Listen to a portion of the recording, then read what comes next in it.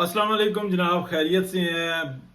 जो सूरत हाल जिसका डर था वही हुई और इसका सुबह से अंदाज़ा हो चुका हुआ था, लेकिन मोहतात थे कि ऐसी बात भी ना करो तो बेहतर है। देखें, अभी तक इराक कहता है कि हमने 4 अड्डों पे जो है ना मिसाइल फायर किए हैं, जिनमें से 2 की कंफर्मेशन है कि कतर पर और इराक के जो अमरीकी अड्डे हैं, इराक में जो अमरीकी अड्डे हैं इनके ऊपर हुआ है, और 2 भी होंगे डेफिनेटली, वो पता लग जाएगा कुछ देर में। और ये भी कहा जा रहा है कि जनाब जो मिसाइल डिफेंस सिस्टम जो है ना वो भी एक्टिव हो गया और रोका है। लेकिन ये अखराजात जो उनसे है ना वो अमेरिका ने बताया कि हमने तो अपना सामान उठा लिया था, अब जो अखराजात हैं वो इनके अपने ही होंगे, अरबों के ही होंगे।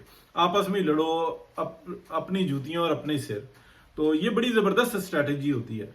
अच्छा, ऐसा हुआ क्यों? देखें, कल जो सा था ना हमारे पास ये खबर आई कि जनाब अमेरिका ने डायरेक्टली इराक पर अटैक किया है, लेकिन जिसको हम नजर में नहीं रख रहे वो ये है कि आज के दिन के अंदर कितने अटैक, एयर अटैक जो है ना इसराइल ने किए हैं इराक के ऊपर, ऐसी तैसी फेर के रख दी।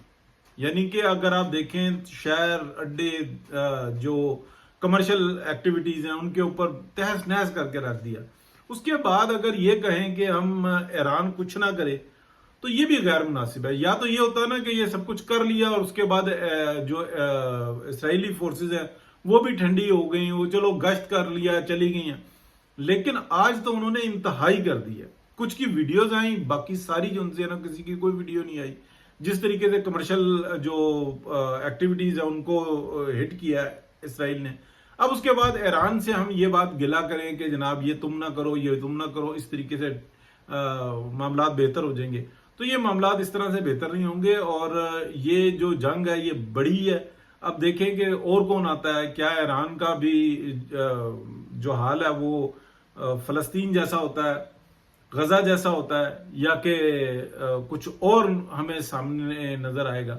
लेकिन एक बात जरूर है कि जब तक ख्वाजा आसिफ साहब वाली बात है कि जब तक ये इसराइल है, मामला जो उनसे है ना वो ऐसे ही रहेंगे। बहुत शुक्रिया, अल्लाह हाफिज।